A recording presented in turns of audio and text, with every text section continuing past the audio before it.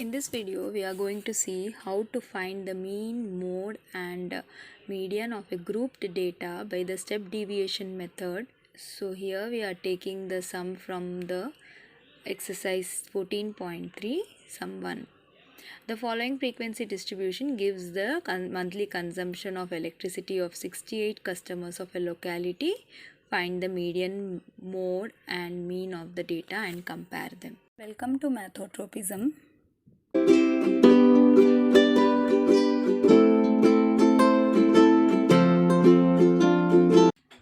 So first we will be seeing about finding the mean. So first we have written the monthly consumption in units as our first column, and then we have written the number of customers as given in the sum, and we have named it as Fi. Fi means the frequency, that means the number of times an observation occurs in the given interval.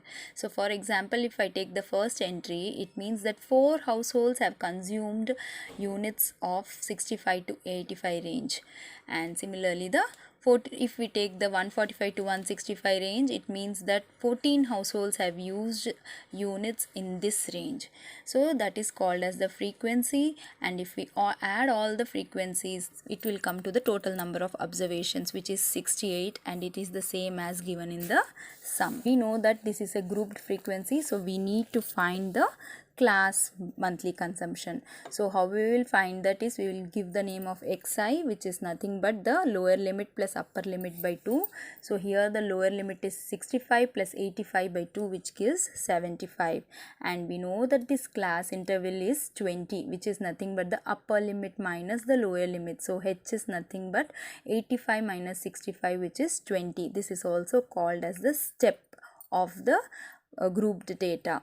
So here, instead of now doing for the next one as 85 plus 105 by 2, we can as well add 20 to the previous entry. So 75 plus 20 will give 95, which is nothing but the average of 85 and 105. Similarly, each step we will just add 20 and find the class monthly consumption. So it comes as 75, 95, 115, 135, 155, 175 and 195. When we had studied in the previous class about the mean, we knew it as the average, and it was found by sigma fi into xi by sigma fi, or summation of fi xi by summation of fi. Now when we see fi and xi columns, we can see that we have such big numbers as 195, 175 to be multiplied with numbers like 8, 4, 20, etc. So this will be a very big number, and it will be very difficult for us to do in a shortened period of time. So what we need to do now is, we are going to try to reduce the time taken by assuming a few things. Let us assume that we have 11, 12, 13, 14 and 15. When we try to find the mean, what we would do is, we would add all the entries and divide by the total number of entries. So we get it as 11 plus 12 plus 13 plus 14 plus 15 divided by 5, which comes as 13. Now there's another method to this, where we know that 11 to 15 will have an average greater than 11 and less than 15. So let me assume that it will be around 13. So if I assume it as 13, all the entries I will subtract it with 13, because I have assumed my mean as 13, and whatever balance numbers come, that alone I will find the average. 13 minus 11 will give a minus 2, 13 minus 12 a minus 1, 0, 1, because 14 minus 13 is 1, and then 15 minus 13 is 2. So when I find the average of all these things, again the mean will be 13, because I have assumed 13 plus of the balance. So minus 2 plus minus 1, 0 plus 1 plus 2 divided by 5 gives me again 13 only. The 13 which I had taken and which I had subtracted with each data, this is called as the deviation. So I will again assume, just like in the example which we just now saw, my assumed mean for this data is the middle entry. So from 75 to 195, if I take totally there are 7 entries, so I will take the middlemost entry 135, that is the 4th entry, as my assumed mean. So I will give the name A to it. Just like how we found 13 minus 11, 13 minus 12, here again each entry I am going to subtract the 135, and that entry is the deviation from the mean, because I have already assumed a mean, and the deviation balance alone I am now going to find the average. So as a result, when I subtract 75 minus 135, it comes to minus 60. 95 minus 135 is minus 40. 115 minus 135 is minus 20. 135 minus 135 is 0. 155 minus 135 is 20. 175 minus 135 is 40. 195 minus 135 is 60. Now when I see all these entries, you see that the step, that is the class interval difference, 20 is coming everywhere, which is a multiple. So it means I can bring it to a smaller number by dividing it with the steps. Already with the deviation d, I am going to divide with the class interval, and I will get the step deviation. So that I name it as ui, and each entry I am going to divide by 20. So minus 60 by 20 is minus 3, minus 40 by 20 is minus 2, minus 20 by 20 is minus 1, 0, again 1, 2 and 3. Now you can see that ui is very small number, minus 3, minus 2, minus 1, 0, 1, 2, 3, which is an easier number to multiply.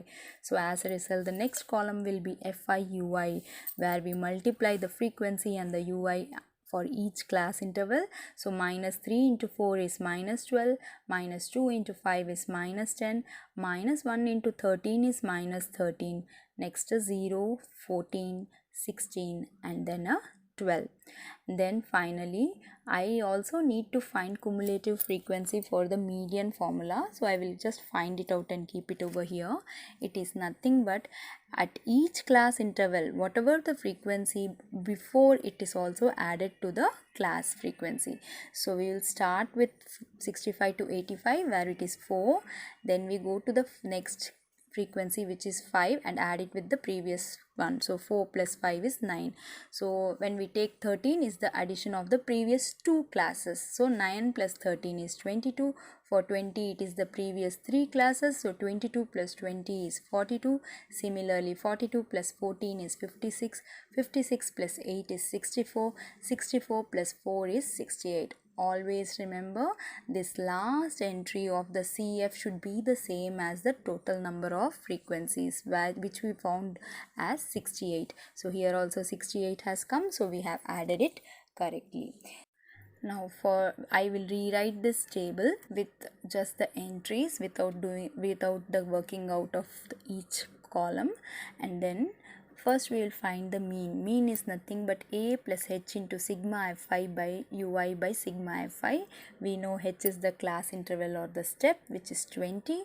A we had assumed it as 135. fi ui, when I am counting it, it will be minus 12, minus 10, minus 13, and when added gives minus 35, and 14, 16 and 12 when added gives 42. So the total will be 42 minus 35, which comes to 7. So fi ui is 7 and my sigma fi is 68. So my mean will be 135 plus 20 into 7 by 68, which when simplified gives 135 plus 5 into 7 by 17. So that comes as 125 plus 2.05. So that comes as 137.05.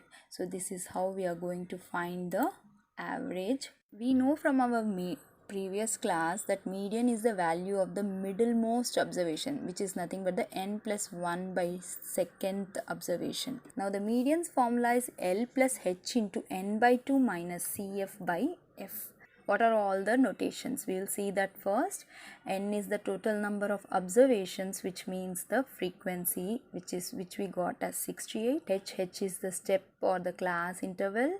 CF is the cumulative frequency of the class preceding the median class. L is the lower limit of the median class, and F is the frequency of the median class. So everywhere the median class is coming into picture. Now we will find out what is the median class. Now we know that the median is the middlemost observation. So as a result, first we need to find n by 2. Now what is n by 2? N is 68, so n by 2 will be 34. So once I have found 34, I need to find which class has the frequency of 34, and this is where the cumulative frequency is coming into picture. Now when we see where will 34 be, we have the cumulative frequencies of 4, 9, 22, 42, 56, 64 and 68. So 34 is somewhere between 22 and 42. We cannot take the 22, we have to take the 42. So our median class is now nothing but the cumulative frequency, which is just near the 34. So as a result, my frequency class or the median class of 125 to 125 is the one which I have to take. So my median class is 125 to 145. It implies that my L will be, lower limit of the frequency class will be the 125.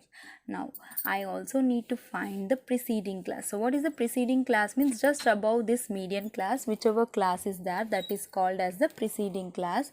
So it will be 105 to 125, and we have to find the cumulative frequency of the preceding class as per the formula. So CF is nothing but, here if you see the frequency cumulative CF column, just above the median class is 22, and then when we talk about the frequency of the median class, we can see F is 20 for that median class, and step, as we already know, is 20. So the median, if we just substitute all the values which we have found, 125 plus 20 into 34 minus 22 divided by 20, which comes to 125 plus 12, so it is equal to 137. So my median for this is 137. Now mode is the most frequently occurring observation. If I see the column of F5, the 20, because 4, 5, 13, 20, 40, 14 and 8 and 4 is, in this 20 is the most occurring observation. So as a result, my mode formula is given by L plus H into 2 of F1 minus F0 by 2 F1 minus F0 minus F, where L is the lower limit of the modal class. So modal class is nothing but the class with the highest occurring frequency. So here again, since 20 is 125 to 125 in that range, so my modal class is again 125 to 145. My preceding class or the one before that is 105 and 125, and the succeeding class is 145 to 165. And when I talk about F1, F0 and F2, these are nothing but the frequencies of that particular classes. So F1 is the frequency of the modal class, F0 is the frequency of the class before the modal class, and F2 is the frequency of the class after the modal class. So as a result, my F1 will be equal to 20, F0 will be 13 and F2 will be 14. Just substituting the values again. So mode is nothing but 125 plus 20 into 20 minus of 13 divided by 2 into 20 minus 13 minus 14. So as a result, it comes to 125 plus 20 into 7 by 40 minus 27, which is 125 plus 140 by 13, which comes as 125 plus 10.76, which is nothing but 135.76. So my mode is 135.76. So for this sum, my mean is 137.05, my median is 137, and my mode is 135.76. Now they have asked us to compare, and by seeing we can see that all the three are almost same for this sum. So this is how we have to do the step deviation method. Hope you understood with respect to median class, modal class, the frequencies of the previous preceding and succeeding classes. If not, please go through the video again to understand it a little better. Thank you.